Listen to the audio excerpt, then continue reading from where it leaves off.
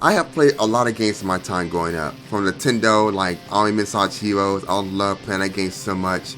F-Zero X, what else here? Obviously Mario 64. PlayStation 1, probably like a lot of Twisted Metal, mostly for Ironhide. Final Fantasy Tactics definitely kept me playing that game repeatedly. PS2, I would say Ratchet and Clank series. I can't say for 3. Like 3 for some reason gave me a massive headache. I don't know what was it about 3, but I couldn't never play that game for a long time. 1 and 2, yeah, sure, fine. I can never play them for like forever. But 3, I don't know why it kept giving me massive headaches. 4 was definitely the best of them all. And then there's Jack and Dexter. The very first one is probably the best one in the series due to like how, I guess in a way, kid-friendly, colorful it is. And then Jack 2 is probably my ultimate favorite one because it was like GTA a little bit. You know, when you're younger, your parents are like very cautious of what games you play. So like GTA for me was definitely out of the question. Could never get into that. It was fine though. I did prefer like Jack anyway because of the weapons and whatnot. Yeah, I definitely prefer that game over GTA like any time of the day. But yeah, just I played a lot of games growing up. But Peach Be Splash though, man.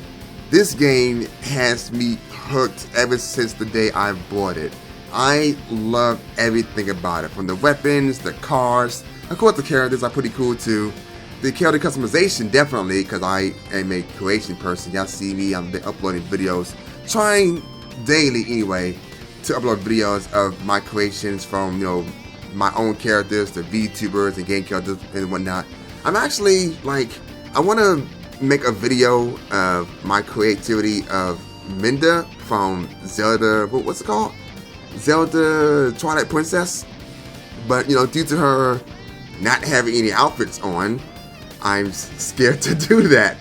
But I really want to show it off, see what people think. But again, like, I don't know how that's going to turn out, so I'm going to just wait on that for a bit. But, yeah, again, I play a lot of games. Peach Be Splash, though, man. I just love it. Again, like I said, the weapons, the characters, the environments. The environments definitely suit me. Like, I think this is the only game that I love every single map, like every last one of them. The only downside would probably be you don't really notice it during gameplay, unless you're like me, like I said, with the whole loving environment. There are some texture errors here and there. This is due to them porting it from the PS4 version, which is totally understandable. But they still could have taken the time to fix that. Again, you don't really notice it unless you just, you know, stop and look at the environment like I do. Because like I said, for the meantime, I love the environments in this game. And I'm an environment person in general. I love that stuff. Which is why, like, still in my life to the day, I take a lot of photos everywhere, wherever I go. Anything that looks good, of course, I'll take a photo of it.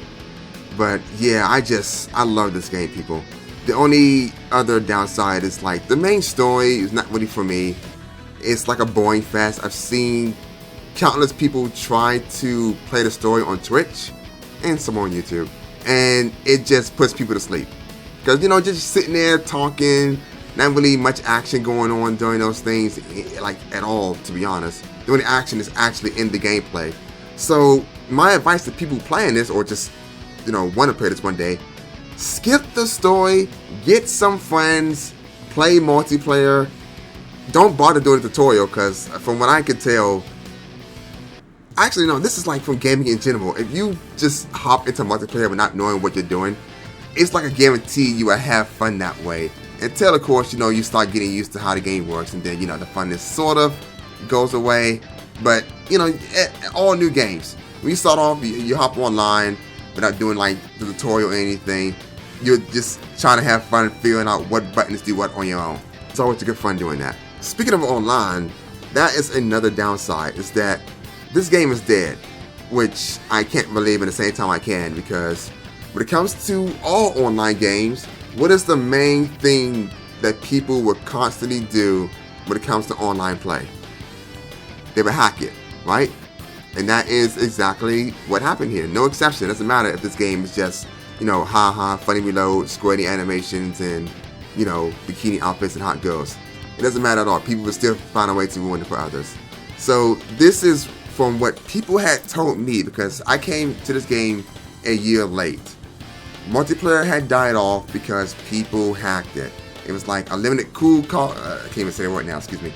It was a limited card cooldowns, because when you play this game, it's not just about squirting guns, you also use the card system, which allows you to use other character skills. So if you like, I don't know, Hamura, or you want to use Oscar's wind skill, whatever heck the skills you use, excuse me, I don't play all the other simulator games or watch the animation, I don't know what they have on them.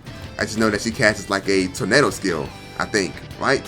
One of the characters do. I think the character with the long sword that is actually in Hamura's, I want to say group or academy. She uses a tornado skill, I think. So if you want to have her skills on Hamura, you can do that with the card system.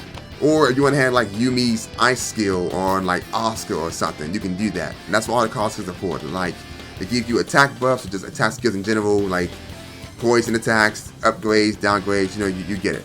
But yeah, people just still find a way to ruin the game online. And because of that, and I guess another reason would be due to apparently DLC outfits crash people's games. I don't know how they messed that up, but apparently it broke the game entirely. So if you were just the only person in the lobby with someone else, all of a sudden, you know, you're just by yourself after a huge 5v5 gather up, you probably know why. If I check online, actually right now, let me see how many people are playing this game. 11 people are on. And back then, when the game was on sale, it was skyrocketed to like 60 to 100. But as of like 2 years now, it's only gone up to like 20. That's how dead the game is.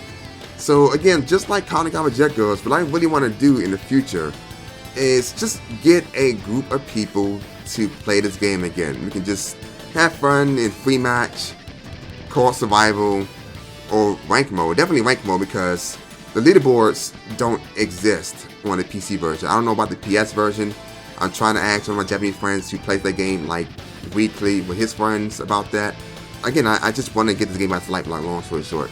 Because it's kind of strange that we don't have it, but they do. And thinking about it now, when I was watching his stream, their version of the game was 1.16. And ours on the PC version is 1.8.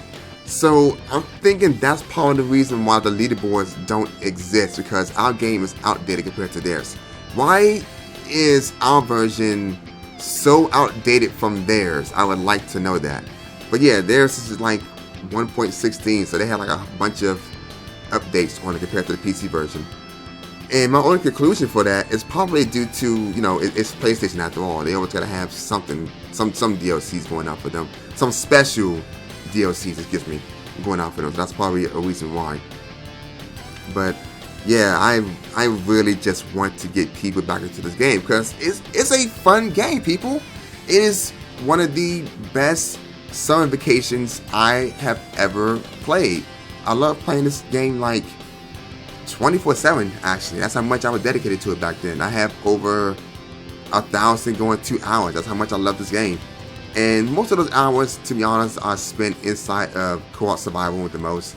To which you would think co-op survival is about, you know, surviving, but it's mostly just a tower protection nonsense, which is kind of a huge drag, to be honest.